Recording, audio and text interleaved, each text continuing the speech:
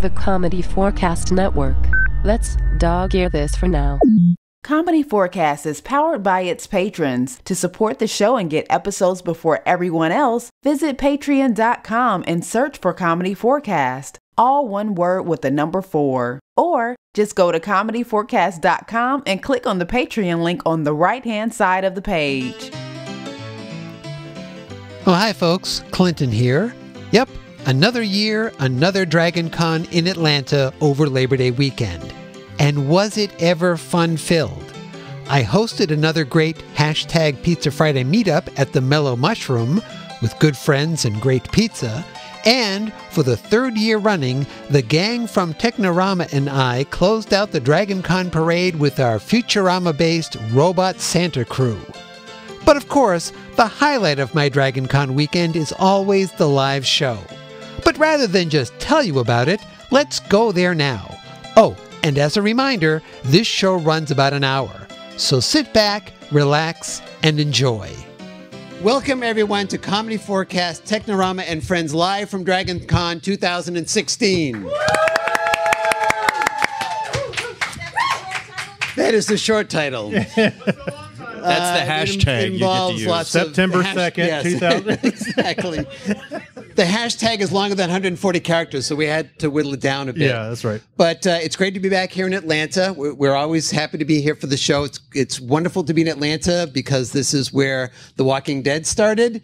And I think they get the idea for The Walking Dead from the way people walk around Monday morning at DragonCon. So but right now it's Friday night and people are ready to go, so we're going to get going. One of the things I like to do is reflect on what happened since the last time we were here, what happened since last year. And one of the big things that happened is that we had the Olympics. The Olympics just got over. Mm-hmm. And I'm cautious about saying the word Olympics because apparently you get in trouble for saying the word Olympics. And certainly I wouldn't want to say Olympics if it's going to get me in trouble with the Olympic Committee, even though apparently the first Olympics were in ancient Greece.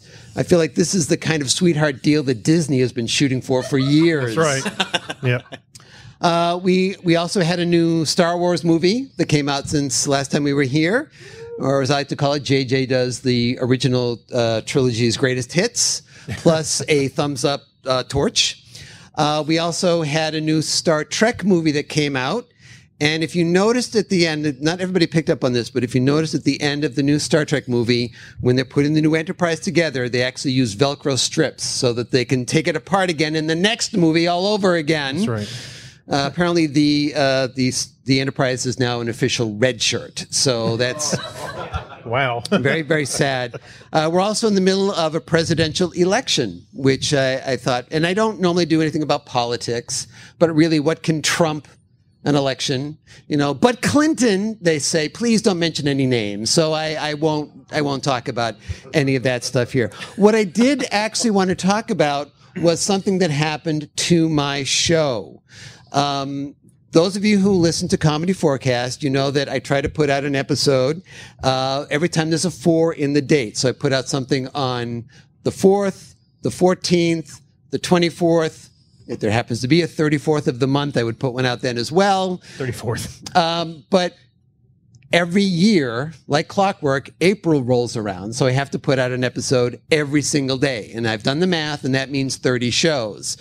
Well, this year I decided to do a bit of planning ahead, so I actually scripted out an outline of a story that I put out on weekdays during the months called The Killing Apps. And a lot of people like that show. So that went out on weekdays. Yeah, it was good. 20 episodes of that.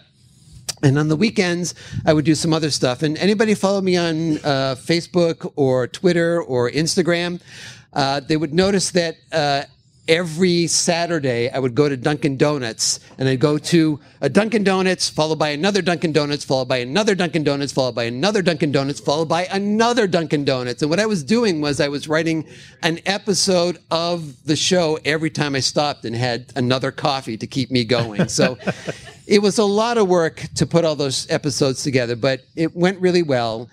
And when it was all done, I said, great, now I get to relax and actually only put out 3 episodes a month. Then I got an email from my web hosting provider saying, yeah, we're deactivating your account and we're going to delete all your files in 15 days. And I went, okay, I guess they really don't like my show. I don't know what They were a that's fan all. of the cleaning apps. Yeah, and as I'm reeling back from that, I get a email from Google, and when you get an email from Google, it's not always a good thing. And Google said, "Yeah, we're going to delist you from Google." Apparently, what happened was I found out that my site had been injected with malware and was spewing out all sorts of random links every place. And at first I thought, well, that's cool. Somebody really thought enough about my show to really not want to have people listen to it, apparently. But then I realized, no, it just happens to everybody.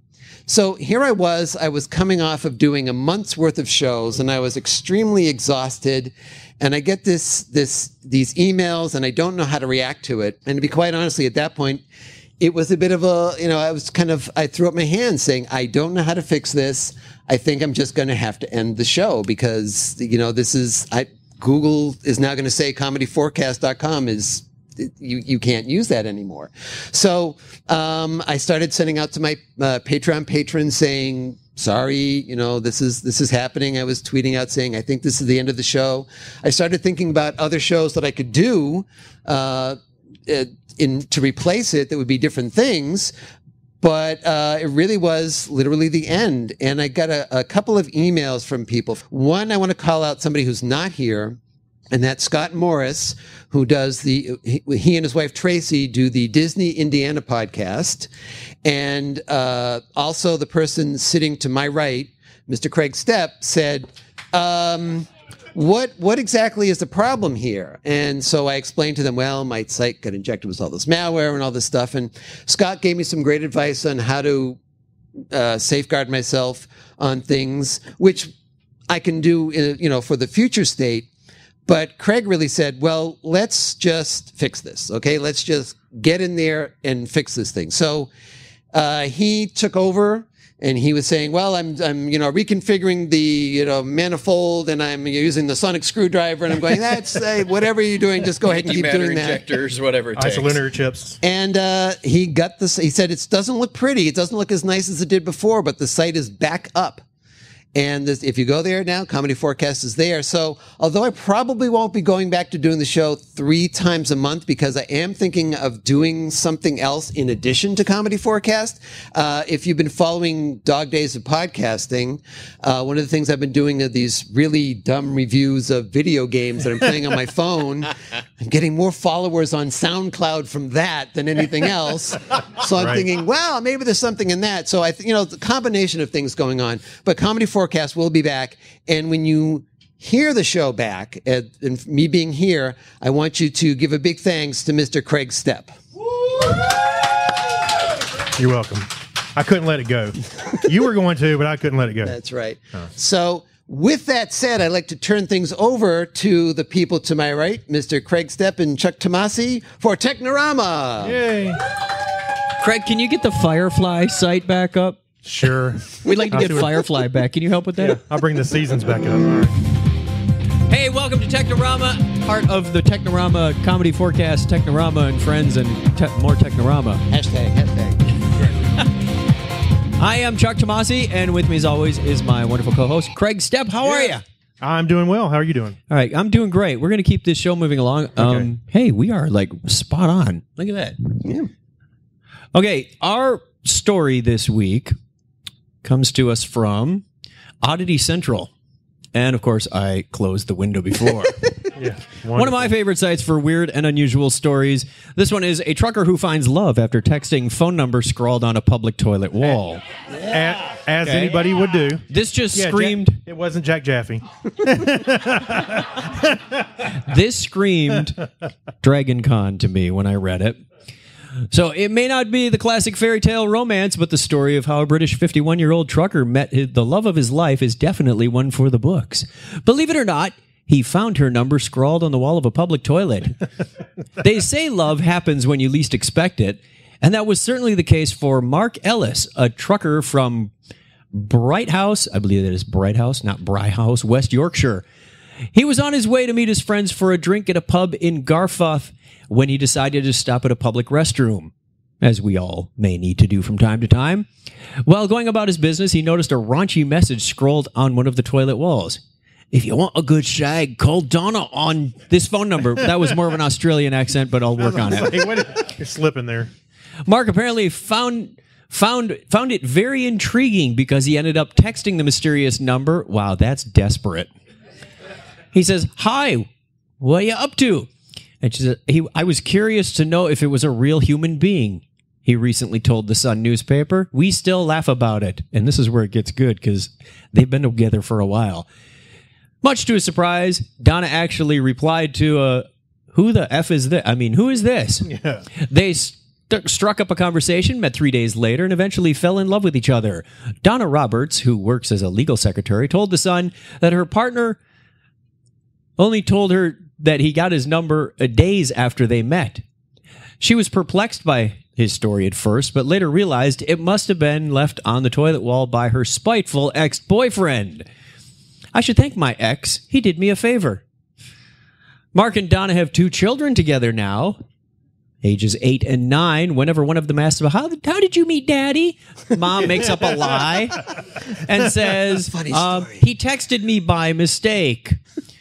Donna told reporters, well, with all of the attention their unusual love story has been getting lately, I'll doubt they're able to keep it secret from their kids much longer. And why would you want to? It's pretty darn special. I think eHarmony's got nothing on these people. I agree. So if you're looking for love, go put your number on the bathroom wall. The number of your ex and say you're doing them a favor. That's right. Hopefully nobody has found any such numbers on the bathroom wall. If they have, please let me know. Wait, that didn't come. Freudian slip. Oops. That's right. All right. And back to Clinton. Any other commentary on this unusual story? No, I think it speaks for itself, actually. So I'm good with that. yeah. Okay. Pretty much. So next up, we have a very special guest. She's the author of these 2 books, Allies and Enemies Fallen and Allies and Enemies Rogues. And not only that, but Allies and Enemies Fallen is a finalist in the first ever Dragon Awards that are being given out this Sunday at DragonCon. Whoa. Please welcome to the stage Amy Murphy. Well, thank you for being here, Amy. Can I call you Amy? Sure. We've known each other for, 15 years? I think it's okay by now. That's good. But my husband wants to make sure you still call him Mr. Murphy. Okay, I understand, Mr. Murphy. I understand. Well, congratulations on your nomination for the book. And we're going to talk about that again in a few minutes. But first of all, I think people want to know what makes Amy tick. And is it a good type of ticking, or is it the type of ticking where you want to back off and call somebody? So first of all, you're very much into fandom.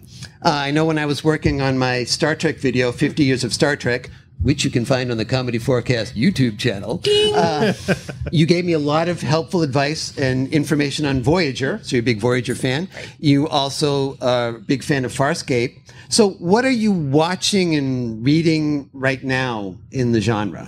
Well, I have to say that right now I have like a top 5 or so list I've got going on right here. First of all, Dark Matter. I'm glad to see that they were renewed for a 3rd season, so yay. Game of Thrones, like the rest of, I don't know, the world. Agent. Whoa! Good work. Wow, that was quick. Agents of S.H.I.E.L.D. Of course, I'm a huge fan of any other Marvel vehicle as well. So, and Stranger Things. Everyone has seen Stranger Things. If you're not, you should probably just leave right now and go launch Netflix. Oh, wait. I've seen Stranger Things in this show. No. And Doctor Who. And I'd have to say the one that I'm really excited about is The Expanse. And it's kind of interesting that you bring up Star Trek because I kind of a way of thinking of The Expanse. And if you've not seen it, it's like a really gritty, more realistic portrayal of space exploration and how we colonize the solar system. And in regard to the Star Trek, it's actually the anti-Star Trek if you think about it, because Roddenberry's vision of the future was we leave all of our strife behind, and we are in this future where everybody gets together and works together well. And The Expanse, if you've seen it, not to give too much away if you haven't, it has a lot to do with the strife that we bring with us when we colonize the solar system. So in addition to the technological aspect, it also brings a realistic aspect of how we would interact with each other, and not always for the best. So cool. Well, you mentioned Stranger Things, and Bonnie and I have started watching that. We were binge watching it, but if you can imagine a sloth going the wrong way up an escalator, that's our speed of binge watching things. So we're at episode 1 at the moment. And also, you're a fantastic costumer. I mean, they're beautiful, and you do them very quickly. How many costumes would you say you've made over the years? Over the years, I would have to say it's probably close to 24. I don't always hold on to them. I end up selling them. But funny story. I was thinking about the very first cosplay, and this is way before anyone ever called it cosplay, was I created a Spider-Man costume from my mom's unitard, which is this is like when they call them unitards, right? This is like when you had the jazzercise and stuff. And that's what we used to call the kids in school when we teased them. I don't think that's allowed. Anyway, it was the eyebrow, okay? Unibrow toward. Yes, you're thinking ignore the man at the end of the table. Anyway, that was my Spider-Man cosplay. That was my first foray into cosplay. My mom was not really supportive of that, as you might imagine, with the magic marker all over the unitard. But yes. And I want to get to the books now. Now, these books, I must say, are very thick. Yes, you can kill a chihuahua with them. So I mean, obviously, I have not read them because they are thick. I mean, it's nothing personal. It's just I have a short. It's bigger than a pamphlet. Attention span, so honestly, if I can get through the crawl at the beginning of a Star Wars movie, I go woohoo, made it. Oh, there's the rest of a movie. Oh, darn.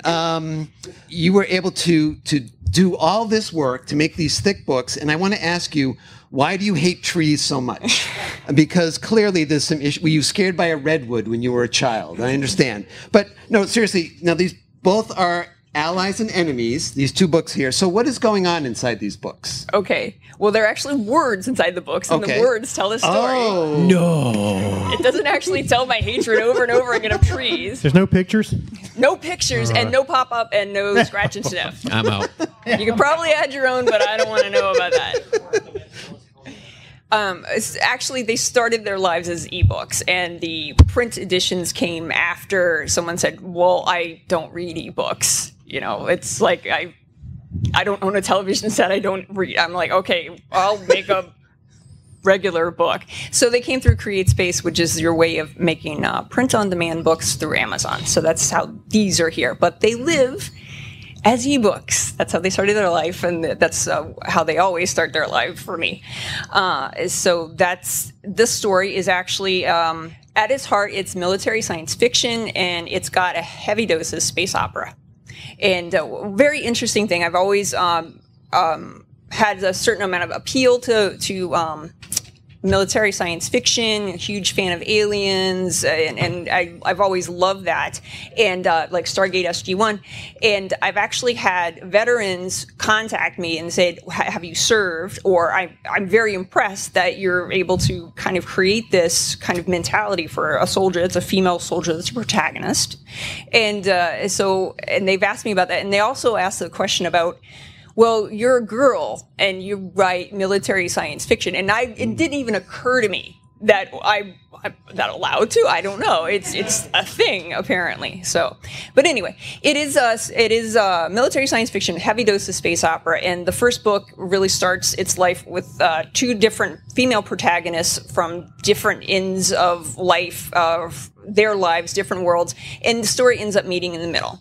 And the second book, I would have to say, you typify it. It follows a lot of these same characters, but it's more enriched. There are different points of view, lots more stories to combine, and it's more like Mad Max Fury Road meets Firefly. So, and then there's their third one coming out. Cool. Romance. romance. Apparently there's romance. Apparently, you don't know what's in your books. There's like some mushy, kissy love stuff in it, but it just happens to be in there. It's not what it's about. It just happens to be there. And I think you found out which half of my family reads. It's that half. She just tells you about the books. That's right. So I wrote a novel. Well, I kind of tried to write a novel once, but it failed. I had... The main characters were named Ellen, Alan, Emma, Ethan, and Arthur. And I just got too confused about who was who. So I couldn't... They were all quintuplets as well, which didn't help things any. And one of them was 10 years older than the other ones, which really messed things up. So it didn't work out. But you were able to do what I couldn't do. And you were talking about in your category, in the military science fiction category, your book is the only one that's an indie book, which I think is an amazing feat that you got in there with the big names. For the Dragon Yes, Awards, for the Dragon Awards. And how is life as an indie publisher? Well, first of all, I have to say I'm just happy to be on any list. So the fact that there's the bathroom wall over there. Yeah, it's not any list. That's how we met. No. Oh, sure. Turn on me. Oh, wait, I think Bonnie's the one looking for love. She's going to put it. Like a pit. So yeah, they're really big names. There's Weber or Weber or however you say his name, and Scalzi's on there, and people that are have really the power of large publishers against them. And life as an indie is very interesting. It can be very stressful. A lot of people, and I don't know what sort of background people that are listening to this would have in sort of knowing about independent publishing. It's basically taken off. I mean, we're talking at a geometric rate. People can write a book and publish it the next day. Now, I wouldn't advise that because it doesn't really turn out with a lot of words that make sense. You could have I'm a fish written all over and over again for 500 pages. So, there are some deficits. You don't have a big marketing strategy behind you. You don't have an agent, but at the same time, you kind of make your own plan, and you can always change things too. So if you decide that your book says I am a fish over and over again 500 times, you can go back and fix it and say my bad. So there are always pros and cons for everything too, and it does have its challenges. And like I said, just happy to be on the list. A good list. Yeah, a good list. Now, these two books are part of a trilogy, Yes. right? So is this a trilogy in 5 books? I was going to say, is it a trilogy? Is it a Douglas Adams trilogy? Is it a J.K. Rowling's I'm going to keep writing these things until the only thing you don't know about Harry Potter is boxers or briefs? Or as they say in England, bangers and mash or toad in a hole, I believe is the term. No. But those words came out of my mouth, didn't they? Yeah. So I'm never going to be eating those meals in England the same again. and my wife has put her head in her hands. So. But seriously, so are you going to have another story after this? Do you have plans beyond the allies and enemies? There is a larger universe, and it does all come into play. Basically, the plan is really for 3 books. I know what happens to every single one of the characters. I know the very last thing anyone will ever see any of them doing. We won't tell anyone. Tell us. I can't stop. Yeah, just between us. But the plan is for it to end with the 3rd book because I have 2 more standalones I want to work on as well. So. Okay. And we're probably coming to the end of the segment, so I want to make sure people knew how to get the books. In addition to a book like this, which you can kill bugs with or shim furniture that's uneven. She has very violent uses for her books. Harming chihuahuas? Basically, they're exclusively available on Amazon, their ebooks. And folks that are here today in our audience have a card that's for a free download of the first book in the series. It's got a little QR code in the background. Very welcome. If you read electronic versions. If you read electronic versions. Otherwise, I can't help you with the paperback. They are kind of heavy. Anyway, so yes, they're all on Amazon. And if you ever want to learn more, I can be reached at amyjmurphy.com. You can sign up for my mail list there. All right, very good. And I want to thank you and Barry, Mr. Murphy, for coming. And you came down all the way from Vermont for this. You came down today. And I want to thank you both for bringing me some Ben & Jerry's direct from the factory. I just kind of wish you had kept it frozen, but That's okay. I appreciate the gesture. Kept it under my armpit. Yeah, okay. There's a new flavor. Ben and Jerry's So, ladies and gentlemen, armpit. please give another hand to Amy Murphy.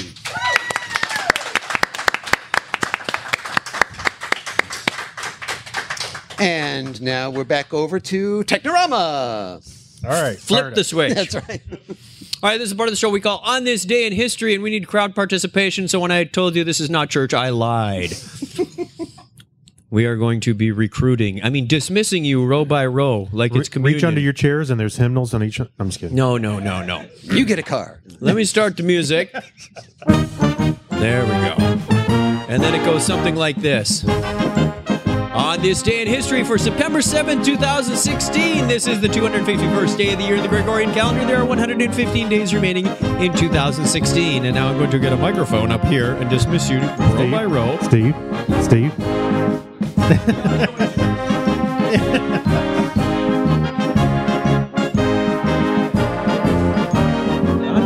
Hello. We need a crowd. There you go. Okay. So, row run, beginning with Gary. Susie. I need you to read the next slides. Whoops. And eat the microphone.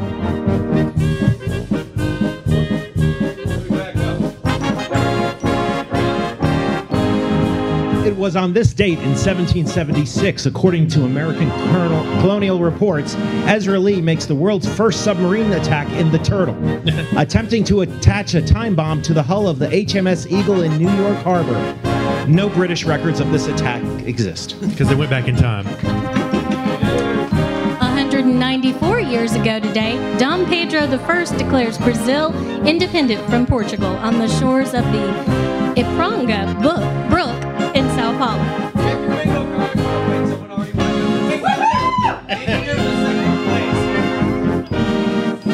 It was 140 years ago today in Northfield, Minnesota. Jesse James and the Jameses' younger gang attempt to rob the town's bank, but are driven off by armed citizens. All right. Daniel can read. All right. The first game of what would become known as rugby league football is played in England starting in 1895 through 96. Northern Rugby Football Union season on this date in 1895.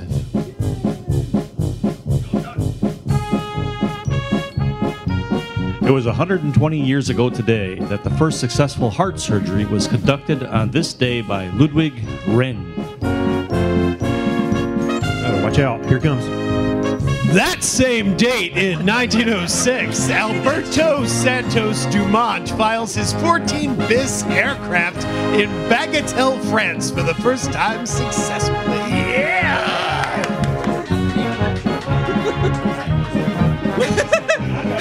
Oh, yeah, I can pronounce that. Eugene Lefebvre crashes a new French-built Wright biplane during a test flight at Juvisy, south of Paris, becoming the first aviator in the world to lose his life in a powered, heavier-than aircraft 107 years ago today.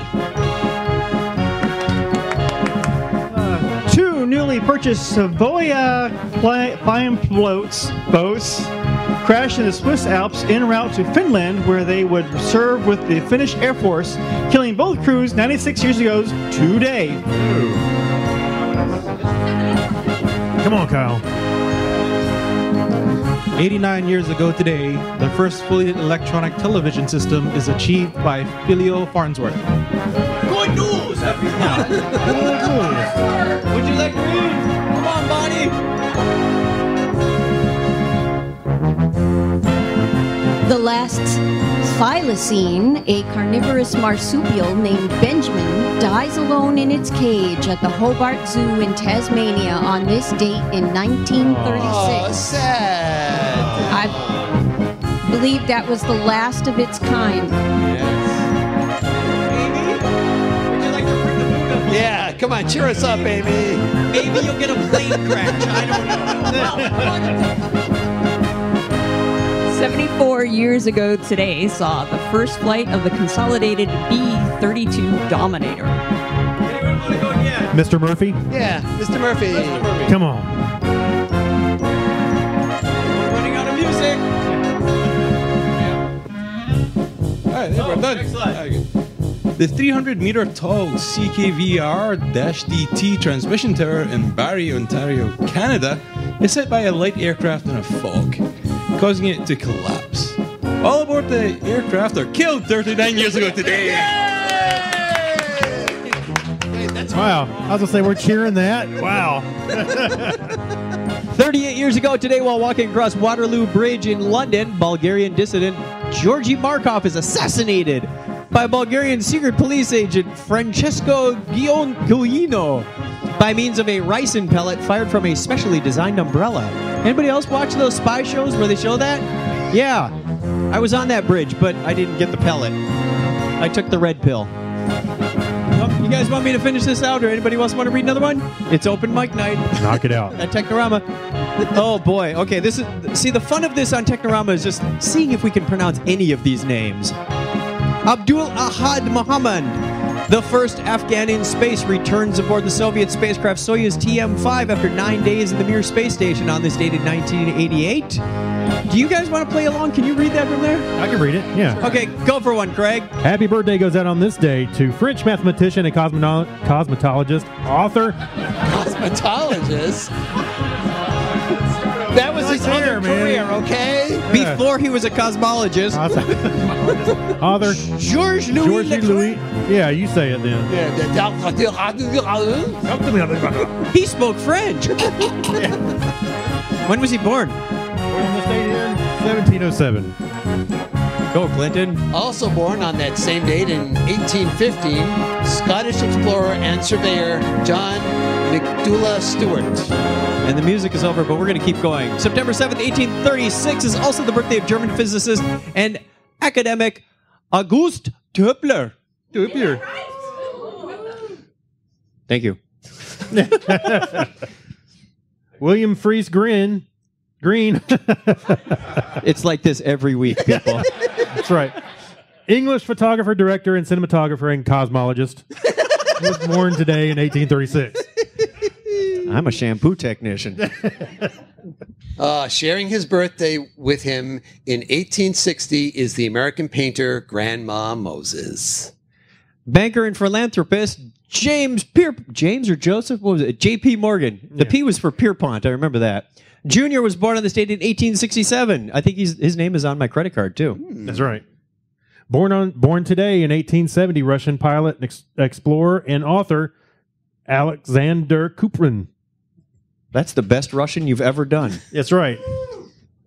It's also the birthday of Edward Francis Hutton, the co-founder of E.F. Hutton & Co. And when E.F. Hutton speaks... Huh? Yeah. Anybody old enough to remember that commercial? Yes. Okay, good. We've had several of those moments today. Half of the famous Hewlett-Packard team, David Packard, was born on this date in 1912. Also born on this date in 1914, physicist and philosopher James Van Allen. I use his belt to hold up my pants. No. What? The Van Allen belt?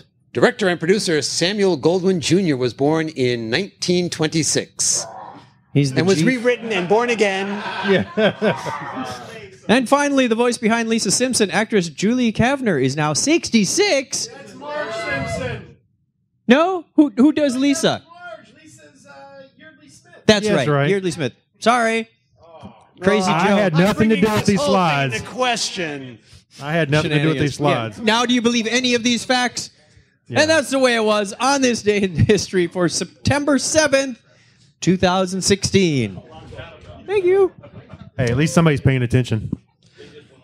That's to make sure they're awake in the audience. That's right. That's the fastest call out we've had. Usually we have to wait a week for the phones to ring. If they do. What's that?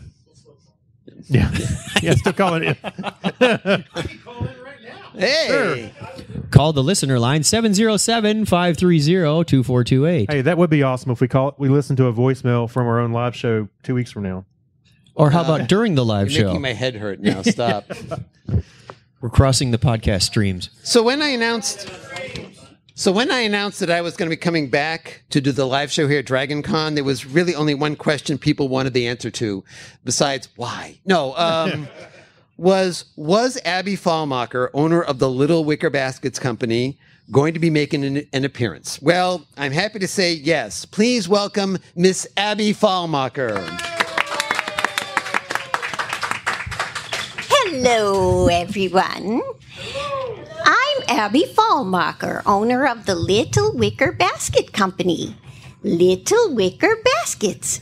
They're everywhere. And whether you're looking for a basket big enough to hold all the new Ghostbusters nerd rage, or one small enough to practice your sawing your pet hamster in half trick, we have you covered. But that's not why you're here tonight, is it? If it was, I'd phone it in, like the three of you are doing with the rest of this show. No, I'm here to announce our latest products, Fall 2000. pop culture tie-in products. The words on the page. No, I'm here to... So that's right. Little Wicker Baskets have a long history of cashing in on media properties, don't they? You said it, malware magnet. Okay. One of our first tie-ins was a set of nesting baskets. What movie was that for? The birds. What part of nesting didn't you understand? Okay, I get it. But our most popular line is our Little Wicker Basket Marvel action hero figures. Except we always have trouble with the Human Torch basket. Oh, right, because it catches on fire. I get it. No, because who wants Fantastic Four crap? No, really. I'd have more luck trying to give away our Zoolander 2 cosmetics baskets. Okay, well, let's dog-ear that for now. So what do you have for us this time?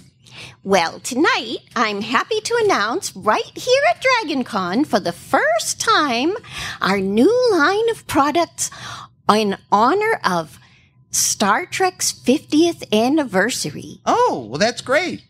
Yes, we call this set the best weave since Bill Shatner's toupee. Shh, he's here this weekend. Not until Sunday. Read the schedule. Oh, that's right. By that point, you'll be long gone. Never say long gone to an old person. Okay, sorry. But how do Little Wicker Baskets figure into the Star Trek universe? I mean, it's the future. Wouldn't there be some sort of synthetic substitute for wicker? I mean, something you could call up in the replicator? Shut up, Wesley. Oh. And let me get to the products. All right. Sorry. Now, remember that weird monitor thing that Mr. Spock used to look down into when he was at his science station on the bridge? Oh, yeah. It kind of was that periscope eyepiece sort of thing? Well, exactly. Well, we've turned it into a basket. Oh. And as a bonus, it doubles as Geordie's Oculus Rift. Oh. Hey, it also makes a cute little doggy bed for Porthos. Ooh, it takes a brave man to try and make a joke from Star Trek Enterprise work now in 2016. All right, never mind that.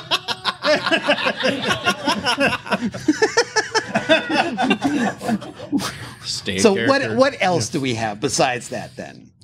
Well, this is a very special basket. Ooh. It was very difficult to manufacture.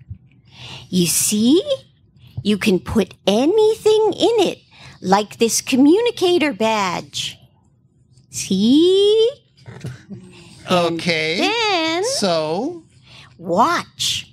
I turn it over, and it falls out. It's a mirror universe basket. Oh. You see? Instead of putting things in, they fall out. Yes, okay. Yeah, right here, Brian Brushwood there. Oh, by the way, you have a little evil Spock goatee thing going on there yourself. Yes, thank you very much. So what else is in your collection? There's the phaser Little Wicker basket. All right, hold on a second. I've let you slide on a lot of these things, but how do you turn a Little Wicker basket into a phaser? Duct tape. Well, that seems to be about it. I think we're done. Not quite. We have just one more. We call it the red shirt little wicker basket. Oh, right. No matter what happens, those guys always seem to die. In fact, I did a video about that you can find over on the Comedy4cast YouTube channel. Give it a rest, self-promo boy. Oh, sorry. Our red shirt basket is big enough to hold whatever is left of those plucky expendables. Okay, so I can understand why you didn't bring that in here. The thing must be huge. No, I have it right here. Oh. Okay, well, thank you, Miss Abby Falmacher. I hope you have a lot of success with your Star Trek baskets. Do you have plans for any other tie-ins? You bet we have the Suicide Squad little wicker baskets. They open huge and then immediately collapse. Then there's our Rogue One baskets. To be honest, you don't really need any of them, but it helps fill in your basket collection. So, whatever. And finally, there's our continuing Teenage Mutant Ninja Turtles set. Every time you think the set is finished, we put out another one. But no matter which ones you choose, always remember, little wicker baskets. They're everywhere. Thank you, Miss Falmacher. You're welcome. And now, a very special message. Do you often feel the need to charge your device when it's at 40, 60, or even 80%? I do. Right. Do you wonder how you'll get through the day with the battery reserves that you have? Always scanning the walls in waiting areas for power outlets. Perhaps you suffer from battery anxiety disorder. Battery anxiety disorder affects tens of Americans daily by keeping them tethered to an outlet by what would normally be a wireless device. Unable to have dinner with the family, unable to go to Little Johnny's baseball game, or even those impeding those private moments behind closed doors. Well, an answer. Here at the Battery Powerhouse Emporium, we can help. We can sell you a wide variety of batteries for all occasions: weddings, bar mitzvahs, honeymoons, childbirthing, international travel, you name it. Don't go without it. The only solution to a bad is bigger battery. So when size matters, see us at the Powerhouse Battery Emporium. Powerhouse Battery Emporium is a subsidiary of Little Wicker Baskets.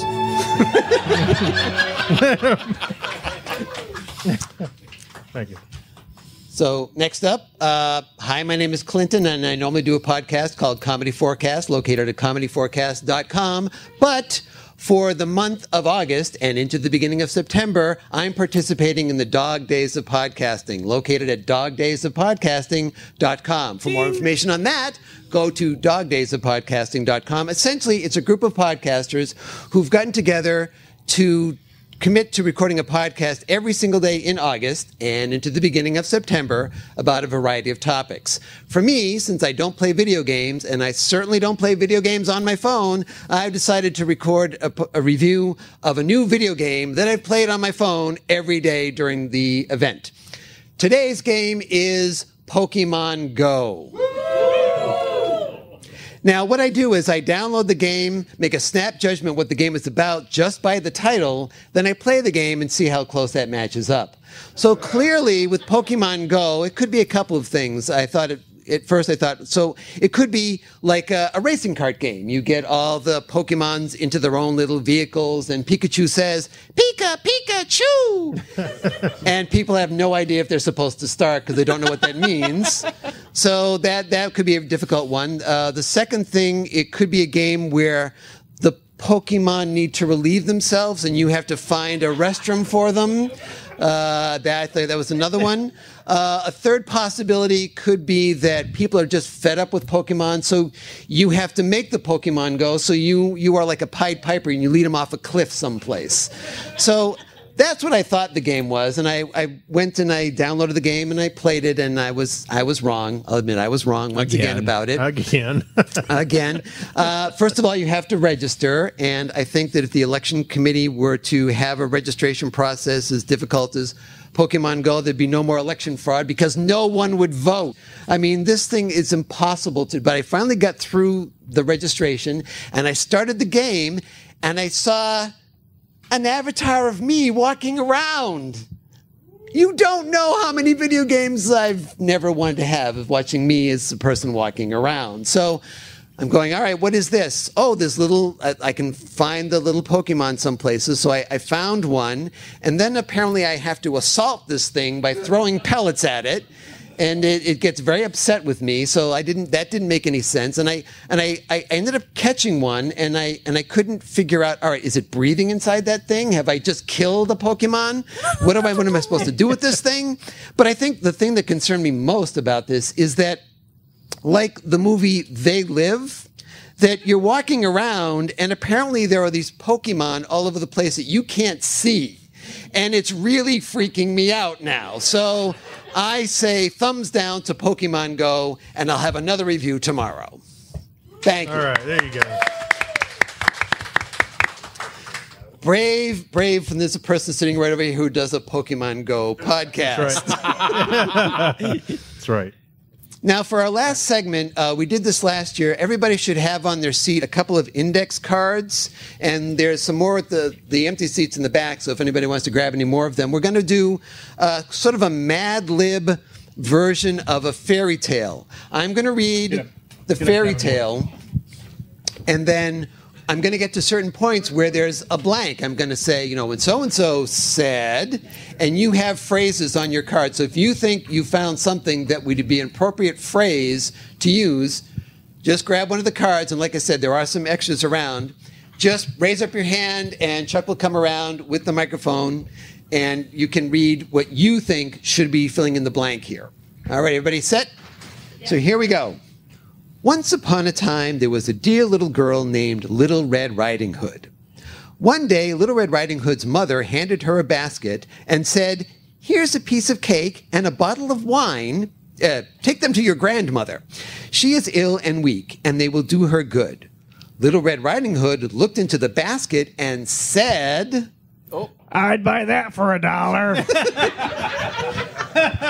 And off she went. The grandmother lived out in the woods, half a league from the village. Just as Little Red Riding Hood entered the woods, a wolf met her. "Where are you headed so early, Little Red Riding Hood?"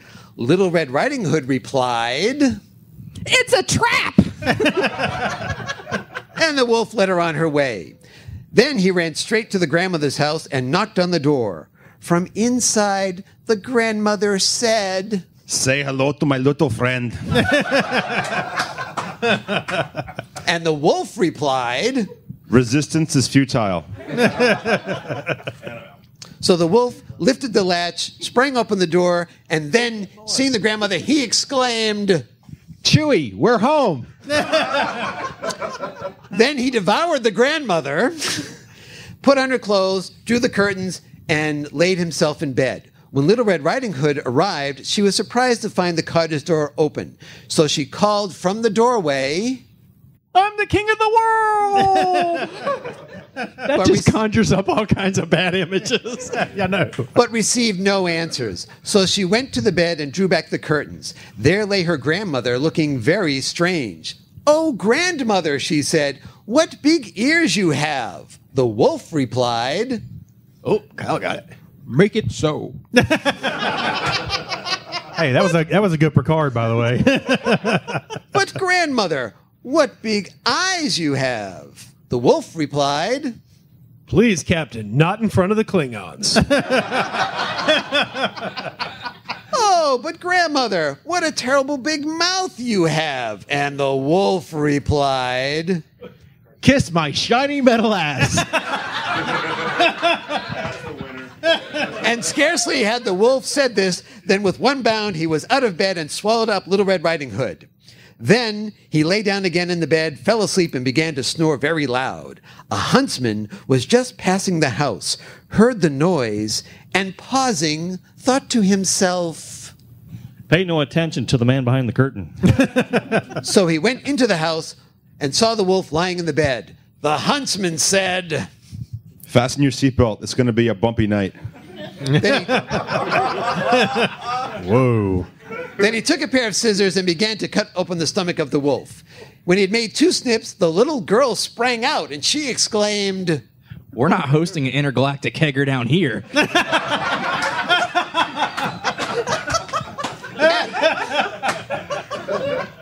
After that, the grandmother sprang out, scarcely able to breathe, but she said, "I need your clothes, your boots, and your motorcycle."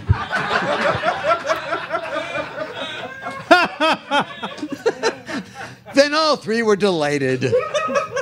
The huntsman drew off the wolf's skin and went home with it. The grandmother ate the cake and drank the wine which Little Red Riding Hood had brought and revived. And finally, thinking about everything that had happened that day, Little Red Riding Hood thought to herself, "End of line." The end. How appropriate. There you go. That was good. So that is our show for the year. Once again, it's the hours seem to go by so fast. Yeah. So something. But we want to make sure that you know where to find us. Yeah. Oh, wait. We're sitting right here. That's ridiculous. Oh, that's right. Do we have the winners? Sam Roberts is our bingo winner. Sam Roberts, please come claim your prize. Did anybody come in second? Anybody get a bingo? I think they stopped playing because they knew there was no beating me. Let's just say I came in second. Yeah. Here's a cup of rice checks for you. I feel like that's the real first prize. There's more if others want it. And Sam will be giving a dramatic reading of this later on this evening. I think this stuff's laced with crack. Yeah, that's right. Where do they find us? Well, they find me, once again, at comedy4cast.com and at dogdaysofpodcasting.com. Yeah. And also you can find us at chuckchat.com/Technorama. And, of course, you can find us on all the social media sites at Technorama Podcast. Thank you, everybody. Yeah, thank you, everybody. Enjoy the con. Doctor. Peace out. Roger. Once again, thanks to Chuck and Craig from Technorama, author Amy Murphy, my wife Bonnie, and the greatest live audience in the world. For links, please go to Comedy4cast and look for the show notes for episode 409. But for now, that's it. We're done. Bye-bye.